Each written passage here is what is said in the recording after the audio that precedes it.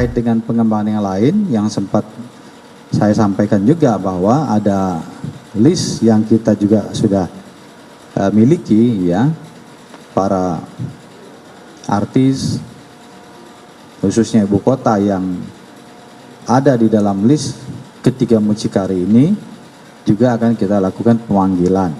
Tapi hari ini belum ada yang dilakukan pemanggilan. Tetapi jadwal pemanggilannya akan segera disusun oleh penyidik yang menanganinya ya. Mucikari memiliki daftar yang berisikan nama-nama selebritis, artis yang menyediakan jasa prostitusi. Akan segera dipanggil oleh pihak Polda Metro Jaya. Dan untuk bisa mengetahui bagaimana informasi terbaru mengenai hal ini, rekan kami Fahada Indi akan bisa memberikan juga kabarnya untuk Anda. Silakan Indi. Ya, selamat malam Putri, Viola dan juga pemirsa. Ini sebelumnya memang betul ya, seorang public figure atau selebritas ini berinisial CA memang sudah ditetapkan sebagai tersangka dalam kasus dugaan prostitusi online bersama dengan 3 orang mucikari, yakni berinisial KK, R, dan juga UA. Sebelumnya Kombes Pol Zulpan, yakni Kabid Humas Polda Metro Jaya, telah memberikan keterangan bahwa CA ini diduga ditangkap atau ditetapkan sebagai tersangka dalam kasus prostitusi online, yang mana kasus ini juga melibatkan 3 orang mucikari. Dan juga penyidik ini tidak melakukan penahanan terhadap CA dikarenakan sejumlah hal. Yang pertama ini diantaranya adalah karena ancaman hukuman yang akan mengancam CA ini di bawah 5 tahun atau yakni tepatnya 1 tahun. Selain itu, selebritas atau public figure berinisial CA ini juga dinilai atau diyakini tidak akan menghilangkan barang bukti, sehingga hal atau alasan itulah yang membuat CA ini meskipun ditetapkan sebagai tersangka namun tidak dilakukan penahanan, hanya diwajibkan untuk melakukan pelaporan kepada pihak kepolisian dalam kurun waktu tertentu. Untuk diketahui Putri dan juga pemirsa, ini CA artis sinetron dan juga 3 orang mucikarinya ini sebelumnya ditangkap oleh pihak kepolisian, di mana CA sendiri ditangkap di sebuah hotel mewah di kawasan Jakarta Pusat pada bulan Desember kemarin, tepatnya hari Rabu tanggal 29 Desember 2021. Dari hasil pemeriksaan awal, memang polisi menemukan ada nama-nama lain yang jumlahnya ini tidak disebutkan atau tidak dirinci berapa, namun setidaknya lebih dari 1 public figure lain yang diduga juga terlibat kegiatan prostitusi online. Oleh karena itu, pihak kepolisian nantinya berencana akan melakukan pemanggilan terhadap orang-orang yang namanya ini ditemukan dalam daftar sang mucikari yang juga melibatkan artis atau public figure berinisial CA tersebut. Meskipun juga belum dirinci siapa saja sebenarnya nama-nama tersebut, kemudian kapan akan dilakukan pemanggilan. Namun pemanggilan ini akan dilakukan oleh pihak kepolisian dalam rangka juga sebagai edukasi maupun pencegahan supaya nama-nama tersebut tidak lagi terlibat atau masuk dalam kegiatan prostitusi online. Sementara itu Putri, kembali ke Anda di studio. Terima kasih Fahada Indi untuk laporan Anda. Berikutnya langsung saja kita akan mendengarkan bagaimana pandangan Bang MK mengenai hal ini. Hal ini tumbuh subur ya Bang ya. Kalau kita lihat banyak sekali kasus prostitusi yang memang melibatkan artis. Ketika CA ini kemudian ditanya Bang oleh pihak kepolisian, apa alasannya, motifnya, saat diungkapkan memang alasannya adalah kebutuhan ekonomi. Tapi apa Bang yang membuat mereka ini tergiur untuk bisa menyediakan jasanya ini? Betul-betul kebutuhan ekonomi kah? Atau memang hanya sekedar untuk bisa menutupi gaya hidup dan sebagainya? Ya, ada yang berubah, perubahan konstruksi ya kalau dari kacamata prostitusi selebritas gitu. Karena kalau kacamatanya adalah prostitusi biasa, terutama dari kalangan yang bawah gitu ya, pasti ekonomi memang menjadi faktor yang paling utama. Kenapa kemudian orang mencemplungkan diri dan ke lubang prostitusi gitu.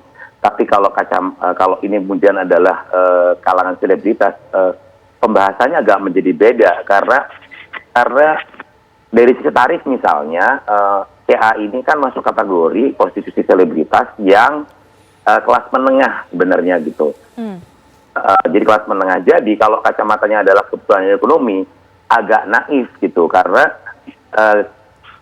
misalnya secara skala popularitas kan dia cukup dikenal dengan follower yang lumayan banyak, main di sejumlah sinetron gitu kan gitu. Terus belum lagi endorsement iklan gitu, lumayan banyak. Jadi gaya hidup kemudian menurut pandangan saya menjadi faktor yang paling utama gitu. ada kan gini, kalau gaya hidup tuh kan ada orang yang dulu mungkin mobilnya mereknya ini, kemudian karena strata sosialnya dia naik menjadi public figure, kemudian dia nggak mau mobil jelek lagi, dia nggak mau sepatu murah lagi, dia nggak mau baju murah lagi, dia nggak mau tinggal di apartemen yang jelek lagi. Jadi gaya hidup ini yang kemudian membuat dia satu sisi mungkin penghasilan dari pekerjaan tidak mencukupi. Ya pada akhirnya ada jalan pintas dengan memanfaatkan popularitas sebagai jualannya. Nah, dalam hal ini kemudian ya sudah ada yang namanya double job kan, job sampingan gitu. Nah, ya seperti itu sih. Karena gini, kasus ini kan sebenarnya kasus yang berulang dan berulang gitu, dan di setiap kesempatan saya juga selalu ngomong gitu. Ujungnya akan selalu sama gitu. Muncikari atau Germo yang kemudian akan menjadi tersangka karena dia memperdagangkan orang.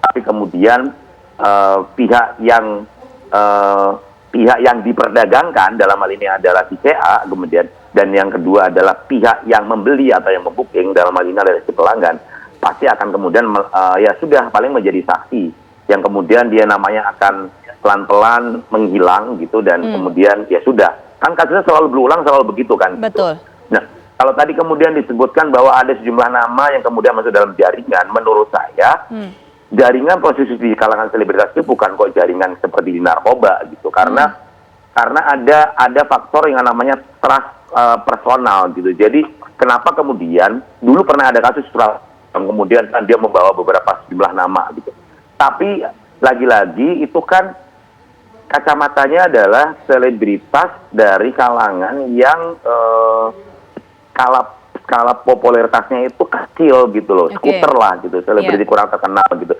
Jadi itu sebenarnya bukan kok jaringan, karena mereka yang ranah transaksinya adalah menengah, selebritas menengah gitu, itu bukan jaringan, sebenarnya lebih kepada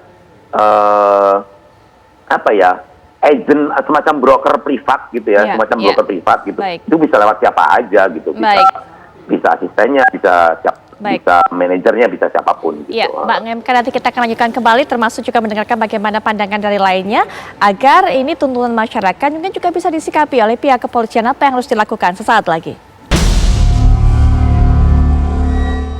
Baik, kita lanjutkan perbincangan di segmen terakhir ini. Mungkin saya hanya bisa mohon maaf memberikan kesempatan yang begitu terbatas dari durasi waktu kepada para narasumber. Tapi sebelum jeda tadi kita juga sudah mendengarkan bagaimana pendapat Bang MK. Memang selama ini kalau dari kasus yang sudah pernah ada diproses, ya begitu saja. Kemudian berhenti hanya sampai di germonya atau muncikarinya. Tapi kemudian baik itu penggunanya ataupun juga orang yang memperdagangkan jasa prostitusi online-nya juga ya sudah berlalu. Nah, mungkin untuk bisa agar hal ini tidak bisa terjadi seperti itu lagi, sehingga kemudian bisa ada menjerat baik itu pemesannya atau konsumennya, ada harapan-harapan tertentu bisa disampaikan sebagai closing statement dari Mbak Soya terlebih dahulu mungkin.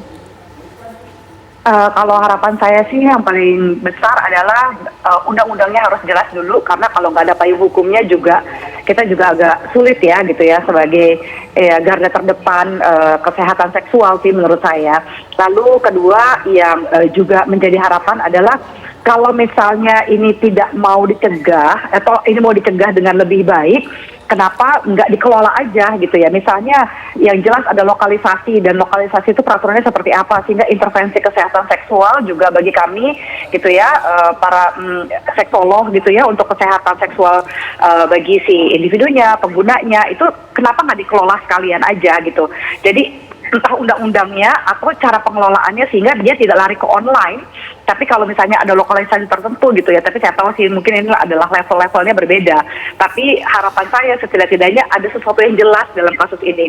Kalau enggak, ini akan bergulir seperti ini lagi setiap tahun, akan sama terus. Ya, selanjutnya Ibu Siti Aminah silakan.